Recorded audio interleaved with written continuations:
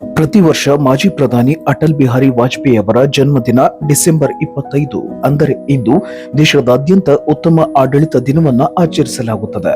ಈ ದಿನದಂದು ಮಾಜಿ ಪ್ರಧಾನಿ ಅಟಲ್ ಬಿಹಾರಿ ವಾಜಪೇಯಿ ಅವರು ದೇಶಕ್ಕೆ ನೀಡಿದ ಕೊಡುಗೆಗಳು ಹಾಗೂ ರಾಜಕೀಯ ರಂಗದಲ್ಲಿದ್ದಾಗ ಮಾಡಿದ ಅಭಿವೃದ್ಧಿ ಕೆಲಸಗಳನ್ನ ನೆನಪಿಸಿಕೊಳ್ಳಲಾಗುತ್ತದೆ.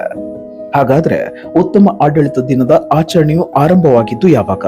ಈ ದಿನದ ಮಹತ್ವದ ಕುರಿತಂತೆ ಒಂದಿಷ್ಟು ಮಾಹಿತಿ ಇಲ್ಲಿದೆ. ಮಾಜಿ ಪ್ರಧಾನಿ ಅಟಲ್ ಬಿಹಾರಿ ವಾಜಪೇಯಿ ಅವರು ಅದ್ಭುತ ರಾಜಕಾರಣಿ, ಕವಿ ಹೃದಯಿ, ಹಾಸ್ಯ ಪ್ರಜ್ಞೆ, ಅದ್ಭುತ ಭಾಷಣಕಾರರಾಗಿಯೂ ಖ್ಯಾತರಾಗಿದ್ದವರು.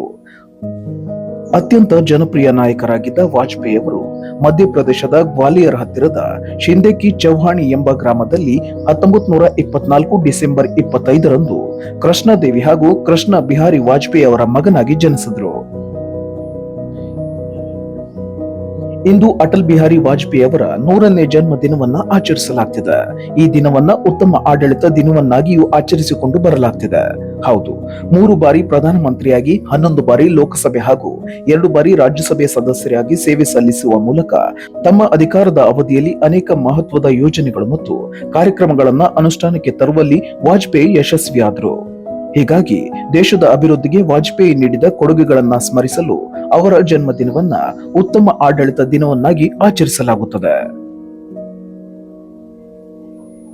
2014 ಡಿಸೆಂಬರ್ 23ರಂದು ಭಾರತದ ಮಾಜಿ ಪ್ರಧಾನಿ ಅಟಲ್ ಬಿಹಾರಿ ವಾಜಪೇಯಿ ಮತ್ತು ಪಂಡಿತ್ ಮದನ್ ಮೋಹನ್ ಮಾಳವೀಯ ಮರಣೋತ್ತರ ಅವರಿಗೆ ಭಾರತದ ಅತ್ಯುನ್ನತ ನಾಗರಿಕ ಪ್ರಶಸ್ತಿಯನ್ನ ಘೋಷಿಸಲಾಯಿತು.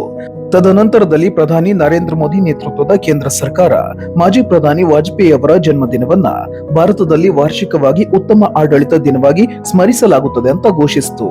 ಅಂದಿನಿಂದ ಪ್ರತಿ ವರ್ಷ ಅಟಲ್ ಬಿಹಾರಿ ವಾಜಪೇಯಿ ಅವರ ಜನ್ಮದಿನವನ್ನ ಉತ್ತಮ ಆಡಳಿತ ದಿನವನ್ನಾಗಿ ಆಚರಿಸಿಕೊಂಡು ಬರಲಾಗುತ್ತಿದೆ.